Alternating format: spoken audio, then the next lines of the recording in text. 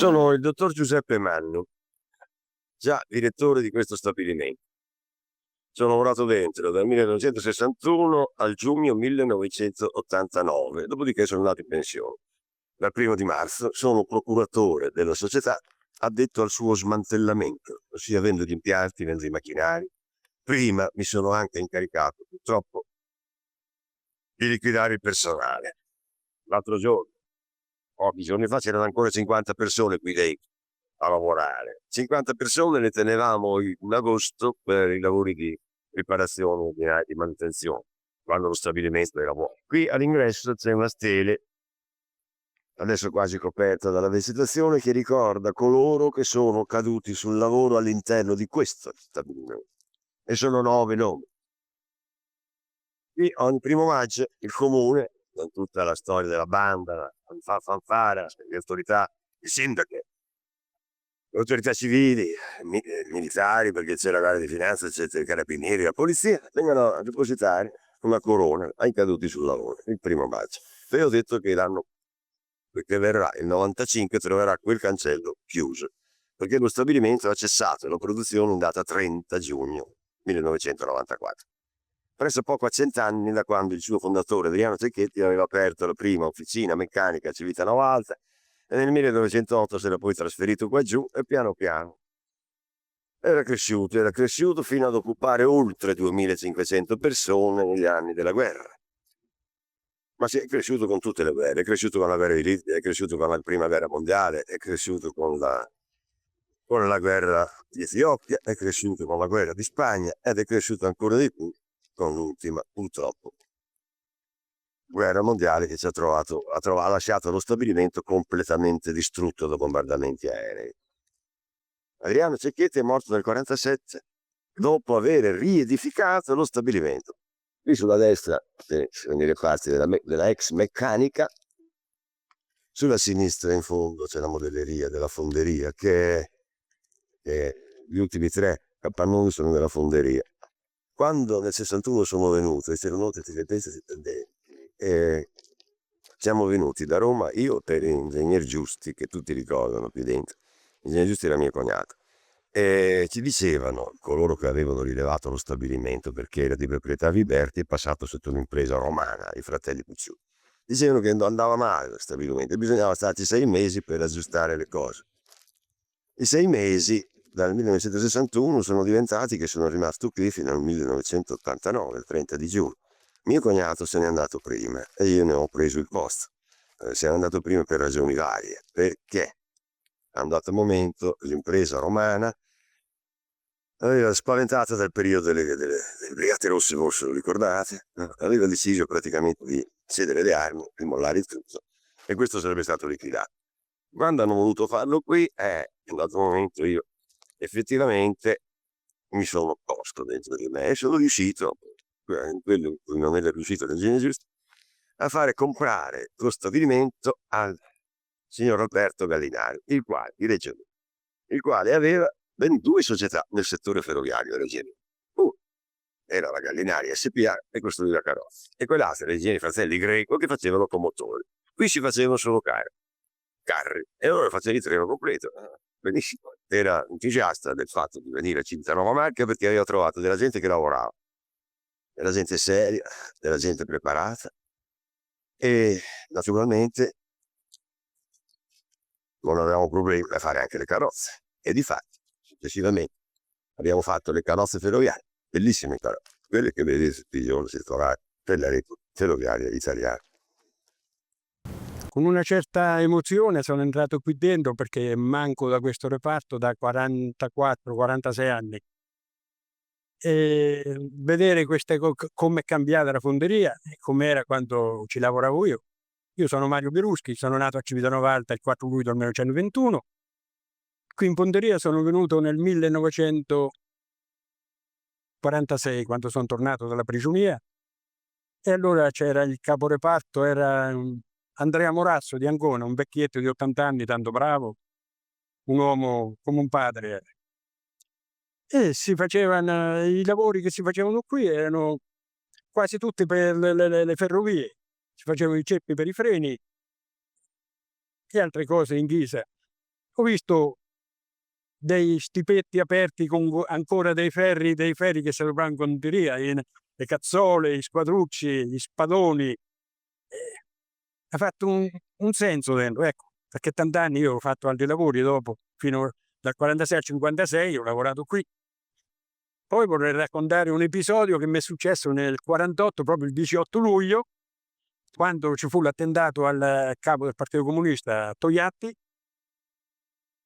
Eravamo rientrati tutti all'1:30, un botto sono arrivati 3 o 4, sciopero, sono spogliati tutti, abbandonati i banni, e un altro, c'avevamo il forno grande che si stavano fondendo delle lingottiere che erano proprio per la Russia. Lavoravamo per una ditta di Foligno, che la passavano gli altri perché non c'aveva il forno grosso per lavorare. E allora con un altro amico mio, Marco Sanchi, dico: Marco, votiamo il forno, poi andiamo via. E allora abbiamo fatto dei lingotti sulla terra, abbiamo votato tutto il forno perché si lasciava tutto pieno. Sarebbe voluto un reparto guastatori con della dinamite per buttarlo per aria, e non si lavorava più. E siamo messi a passare la terra con la macchinetta. Ad un tratto vediamo da questa porta qua entrare 5-6 individui, i nomi non li faccio, e ci hanno chiamato a fischio. Fischiava. E dico: cani non siamo, dico, se vuoi qualcosa vengono su. Sono arrivati a 7-8 metri là, vicino a noi. Dicono: sapete c'è lo sciopero? Sì, ma noi abbiamo dato il forno per lavorare anche domani. Domani non si sa se si lavora, perché Radio Praga ha detto forse scoppierà la rivoluzione. Allora dico: adesso passiamo la terra, alle 5 suona la sirena e andiamo via. Questo è il capannone a nord della fonderia dove sono i forni. Ma questo è stato fatto dopo la mia partenza nel 56, perché lavoravamo prima in 2 reparti, il primo dove sono i forni e l'altro lì in mezzo. C'è la vecchia cabina del caporeparto con il marcatempo, là ancora al posto suo. Qua dietro a me, quest'altro reparto, il reparto dei Ciarrocca, Paolo Luigi Ciarrocca, che si chiamava quando una macchina andava bene, per vedere una macchina che non funzionava, riparare qualche cosa, allora si ricorreva tutti da qua. Nei primi tempi i nostri non c'erano gli spogliatoi, la sera una lavata le mani, poi a casa per farci il bagno, perché c'avevamo gli armadietti, stipetti, tutti in un reparto, con la polvere della fonderia, immagina come si andava a casa. Ho trovato tutto cambiato. Il lavoro che facevamo noi altri era da schiavi, invece adesso veniamo a casa stanchi con le macchine, non capisco. Questo proprio non la capisco. Questa è la fossa del carrello trasportatore, che corre un stabilimento come una specie di grande triangolo. Lo stabilimento si estende per 102.000 metri quadrati, la metà circa sono coperti. Questa è la fossa del carrello trasportatore. Dico carrello perché dovrebbe essere un carrello solo, viceversa ce ne sono 2. E perché ce ne sono 2? Qui lo vedete proprio a occhio e anche voi che siete pro fan. Vedete benissimo che un capannone nuovo è stato costruito arretrato rispetto a quelli vecchi che sono avanzati. Allora, quel carrello primo che vedete risale alla guerra 15-18 ed è stretto e può correre da lì a lì, che è quello giallo, lontano, perché abbiamo potuto allinearli, che i capannoni erano già arretrati, e abbiamo costruito un altro allineato, e quello corre fino a lì, ma non può venire avanti perché c'è questo dente che sporge. E poi si vedono quelle grosse cisterne, cosa sono dei contenitori di sabbia per la fonderia, sabbia e terra per la fonderia, sabbia pesante, era umile per la formatura. Le staffe vanno riempite di terre mescolate a resi, mescolate a tante cose, per fare col modello in legno si fa una mezza staffa e una mezza staffa, si comprime, poi si apre, si lascia nel vuoto determinato, dopo chiusa la cassetta, si mette dentro la ghisa e la ghisa veniva fuori dai 3 cubilotti che stanno qui, 3 cubilotti a carbono, e 3 cubilotti funzionavano alternativamente perché si muoveva tutti i giorni. Un giorno uno, un giorno l'altro, il terzo era di riserva.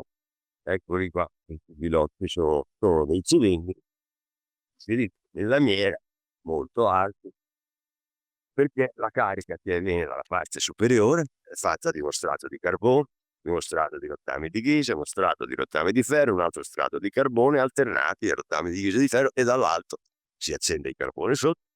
Quando il tutto ha raggiunto la temperatura voluta, è una colonna metallo liquido che scende dall'alto verso il basso. Questi cubilotti sono tutti tolerati per i mattoni refrattari. Naturalmente la caduta di questo materiale logora il rivestimento, ed ogni giorno bisognava il giorno successivo rifare il rivestimento di materiale refrattario perché veniva consumato. Ecco perché ce ne sono 3, uno lavorava uno lavorava un altro, e non si fondeva tutti i giorni migliaia di tonnellate. Queste sono le tramaie di alimentazione di che cosa? Della materia prima. Da una parte sempre il fare, dall'altra dall'altra i boccali, e il tutto veniva messo qui carrello, l'elevatore lo portava su e alimentava i cubilotti. Questo è l'esterno della fonderia. Nell'esterno, e qui vediamo una specie di sabbiatrice un bambino scorza, ma la sabbiatrice è all'interno, e qui fuori si rifinivano i grossi getti di ghisa e all'ultimo si ritenevano i piccoli. E si può ancora vedere qualcosa della produzione. Abbiamo fatto migliaia di tonnellate di quella roba là. Quella roba là che cos'è? Quelli sono ceppi da freno. Cosa sono i ceppi da freno? Sono i freni che usano tutti i treni delle ferrovie. Forza Zoccoli, okay, così costringe contro la ruota, questa di ghisa si consuma, la ruota che è d'acciaio no. Sono ritornato dopo circa 1 mese e mezzo aver lasciato il posto di lavoro in questa società, in uno dei più importanti reparti che la ditta aveva come il fiore all'occhiello di qualunque altra società. Qui venivano costruiti tutti i più grossi carri ferroviari o particolari in genere, che in definitiva generato la vita di tanti operai nel tempo. La nostra specialità nella costruzione sono carri ferroviari serbatoio per trasporto di gas compressi pericolosi, i quali giorno a giorno abbiamo migliorato tutte le nostre tecniche, sia di costruzione, di saltatura, di controlli. Ci ha servito per quasi portarci ad essere gli unici costruttori nazionali di questi carri serbatoio.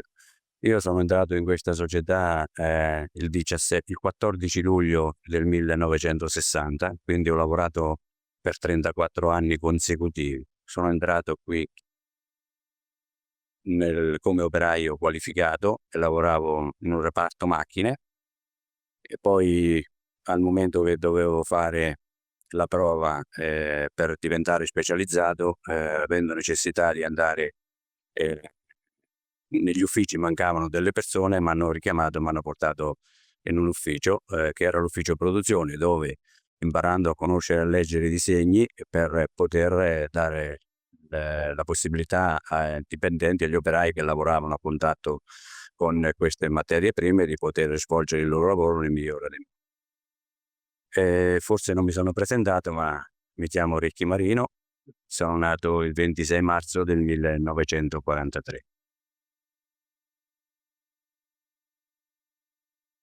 Come macchinari attualmente ne sono rimasti pochissimi, però quelli che avevamo per il lavoro specifico erano quasi all'avanguardia, o perlomeno cercavano di essere utilizzati per questi lavori specifici. Qualcosa è rimasto, come per esempio le saldatrici che servivano per unire i componenti di questo serbatoio, fatto da più o meno virole in funzione della loro capacità e delle loro dimensioni. I primi tempi che sono entrato qui, mi ricordo, costruivamo anche manualmente i fondi di questi serbatoi con delle presse e dei forni dove venivano scaldate le lamiere, e poi manualmente gli operai, anche a torso nudo nel periodo estivo, lavoravano di fronte a questi forni per formare questo fondo, che era un piacere vederlo perché veniva fatto a più settori e più riprese, mentre oggi ci sono macchine automatiche che in definitiva partono da una lamiera piana tagliata e il fondo viene fuori dopo un'ora e mezza di lavoro, viene fuori già il fondo finito. Comunque nella tecnica dell'assemblaggio di questi particolari componenti che facevano il serbatoio, che erano virole e fondi, venivano usate delle metodologie di saldatura particolari, studiate appositamente e realizzate credo soltanto da noi nel settore nazionale. Sono ritornato con piacere nel reparto dove ho iniziato a lavorare quando sono stato assunto, praticamente nel reparto meccanica, dove venivano fatti dei lavori particolari di macchine. E questa strozzatrice che io ho trovato qui, ma che credo sia di parecchi anni più vecchia di me, dove ho fatto i primi lavori, è una macchina che serviva per fare dei lavori all'interno degli ingranaggi o dei materiali che dovevano trasportare o trascinare, quindi facevano degli incastri di chiavetta, si metteva l'utensile su questo portautensile e questa macchina lavorava in senso alternato. Ma quello che mi ha fatto più spicco di questa macchina è anche il trascinamento ancora a cinghie, che qui si può vedere chiaramente. Mentre oggi tutte le macchine hanno il motore con ingranaggi per il trascinamento e per far sì che non si blocchino durante la lavorazione, qui se uno non era particolarmente attento a lavorare, in definitiva poteva bloccare la macchina facendo un'operazione sbagliata, perché la cinghia slittava su quelle pulegge di trascinamento.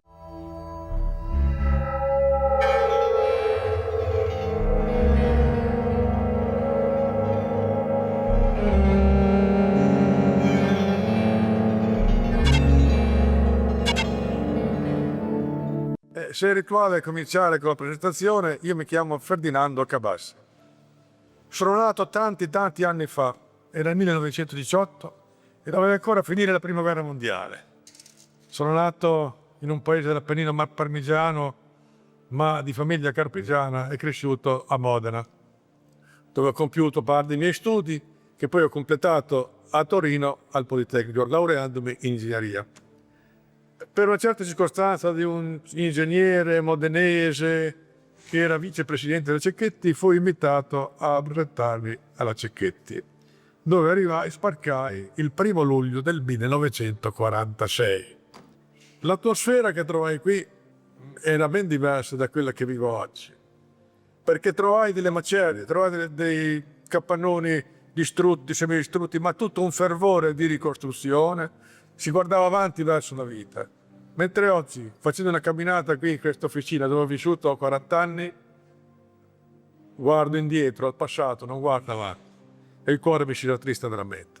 Il Cecchetti Adriano l'ho conosciuto per poco tempo, perché poi nel 47 si ammalò e morì. Quindi allora ero un giovane ingegnere, non è che frequentavo tutti i giorni la corte di Adriano. La corte che era molto composta e variegata, c'era tutto un insieme di personaggi che io non riuscivo a qualificare, c'era il direttore, il vice direttore, l'ingegnere, il tirapiedi, la guardia del corpo e l'autista. E c'era una figura caratteristica che ho tratteggiato anche in un articolo di Angelo Santini, anziano, di cui non vi dunque parlare. Quindi mi fu necessario un tempo di ambientamento alla falsetta. I primi giorni mi disse non faccio niente, vado a vedere i reparti cosa fare. Questo caldo stavo con la tuta, mi piaceva stare in tuta, a guardare, vedevo queste cose che per me erano nuove, una nomenclatura insolita, perché già si costruivano carri ferroviari, il tirante triangolo, il pendine, lo zoccolo, tutti i nomi del frasario ferroviario. La ditta aveva avuto un periodo precedente di lavorazioni belliche, di fatti sfoglianti tipo delle commesse si vedono gli ordini uno dietro l'altro di proiettili, spolette, caricatori, mezzi da sbarco, eccetera. E naturalmente nel 1946 tutto era finito. Restava dei ricordi, perché per esempio le buste paga recavano una scritta vincere, perché la scarsità di carta di quel tempo induceva a utilizzare così si poteva trovare. E c'erano, per esempio, in un reparto montagne di pezzi di spolette che erano rimasti lì abbandonati. C'era una cosa che si vede anche adesso. C'era una rete di Decoville sono quei carretti a scartamento ridotto a 60 cm che servivano per spostare i materiali quando si faceva tutta braccia. Ci sono ancora le tracce del piazzale d'ingresso. Era una rete che comunava i reparti di munizioni belliche e il motorando avevano spostato gli operai e i materiali delle forze di polizia. Nell'immediato dopo guerra so che avevano fatto e facevano ancora dei lavoretti di tipo artigianale, le padelle, i bacini per bustoline di caffè, i surrogati di caffè, l'orzo e altre cose. E si cominciava a pensare a qualche cosa per il futuro, i fornelli a gas, i riscaldamani, e lì non fu visto bene il futuro, perché la ditta Cecchetti allora avrebbe potuto essere antesignana di queste cose, invece lasciò cadere la francese. Adesso soltanto un po' di anni in avanti, quando venne l'epoca del gas liquido, di gas, la Cecchetti intratteneva già rapporti correnti con l'ACI, perché fino a prima della guerra aveva fatto carri ferroviari, c'erano i rapporti continuativi. E poi c'era anche il fatto che il famoso Mattei era di Mattellica, c'era un rapporto anche personale della signora Riccardo. E fu proposto a Cecchetti di fare le bombole per gas, perché mi attrezzatura. Studiarono la cosa e poi lo lasciarono cadere. Mi chiamo Antonietta Fioretti. Sono stata assunta personalmente dal cavaliere, commendatore Adriano Cecchetti il 1° settembre 1941.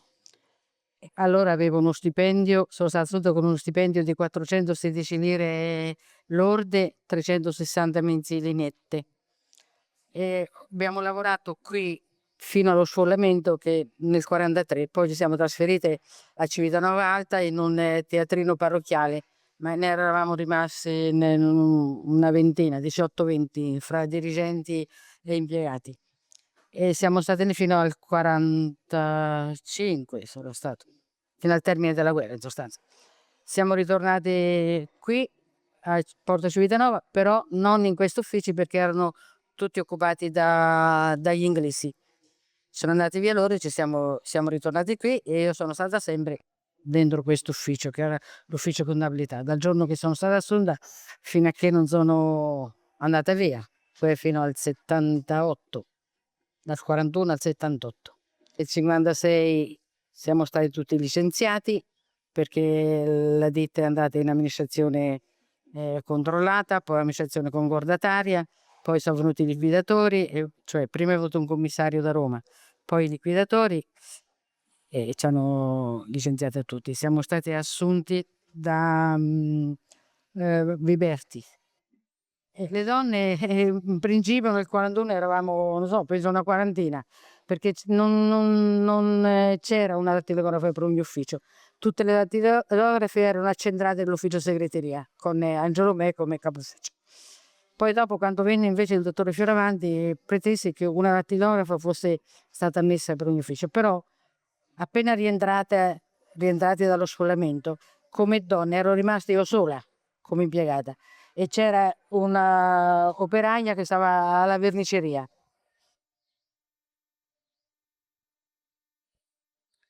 Questa cassaforte l'ho trovata già in questo ufficio contabilità prima, quando sono stata assunta, era già stata acquistata dai tedeschi come rottame, che diceva allora, da una nave che è stata demolita.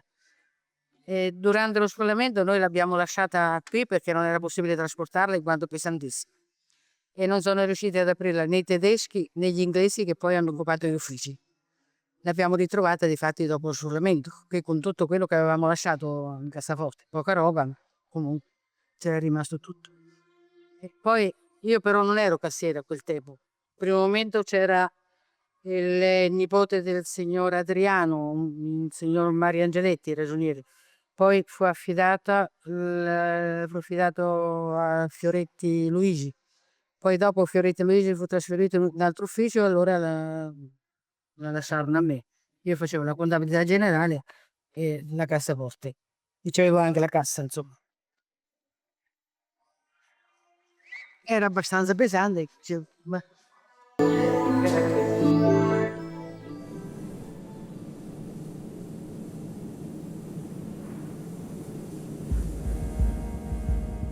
Qui facciamo un po' di storia, di archeologia, diciamo, industriale. Ricordiamo che le prime ferrovie furono fatte in Inghilterra verso il 1829-30 e in Italia chi ebbe la prima occasione di far navigare un treno fu il Reame di Napoli, con la Napoli Portici nel 1838. I carri ferroviari fin dall'inizio avevano bisogno di ruote. Le ruote si configurarono come sale montate, che sono quelle che vediamo lì a fianco, cioè una sile su cui sono montati due dischi stabilmente fissati con un cerchione che ha una sagoma perché le ruote restino guidate dai binari. Questi cerchioni naturalmente devono mantenere questo profilo nel tempo, sia in origine e poi nel consumo, e quindi vanno ogni tanto ripassati. A ciò provvede il tornio delle sale. Questo è un tornio delle sale dei primi tempi, perché reca la data di nascita 1862, quindi è certamente in Italia uno dei primi torni che ha funzionato, perché l'industria ferroviaria nacque in Inghilterra, quindi in Italia si è fermata piano piano. Che cosa c'ha?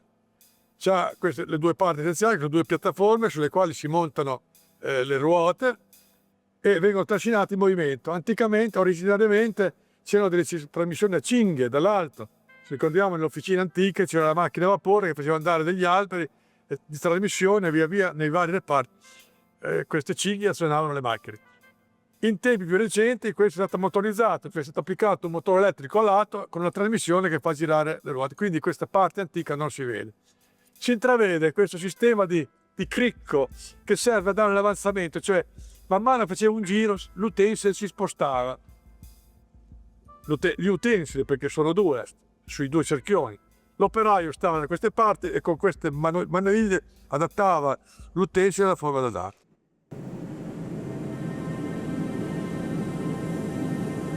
Accennando alle lavorazioni, alla produzione dei cerchetti, altri due punti vorrei ricordare. Uno, il cantiere navale, di cui ho seguito poco le vicissitudini perché era distaccato in zona naturalmente del mare, verso lo stadio, il servizio di Magnaterra principalmente, che aveva costruito pescherecci, vettoline, una nave da carico e poi finì la sua carriera con la costruzione di un dragamine a magnetico che era una fornitura su disegni nato alla fine del 55-56. E ho detto che questa attività poi non fu proseguita oltre il 57. L'altro punto invece che ha caratterizzato l'attività da Cecchetti e dopo dell'Ersivi, che è stato la costruzione di carri serbatoio per trasporto gas compressi liquefatti. che è una lavorazione caratterizzata nella quale la Cecchetti e soprattutto la SGI si è qualificata e l'anno scorso era l'unica ditta in Italia che fosse qualificata sull'argomento. Detto questo, sarà bene ricordare che cosa è successo. Cecchetti Adriano morì nel 47. Chi ha ereditato l'azienda? Principalmente il fratello Riccardo, che non era della stessa stoffa del fratello Adriano. E allora, circondato da consiglieri vari e tenesi, ha determinato una conduzione piuttosto incerta dell'azienda.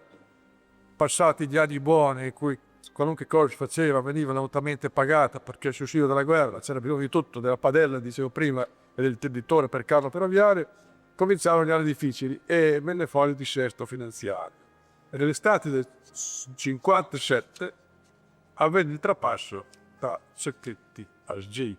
In questo periodo, diciamo, di società di studi industriali si sono avviate anche nuove lavorazioni e cominciamo a prendere la costruzione delle timonerie, cioè gli apparati di governo per le navi, timonerie idrauliche, rilevando i brevetti di professor modelli di Fermo che aveva lavorato con la SAF di Torino, e cominciamo a fare le timonerie, prima piccole e poi più grandi.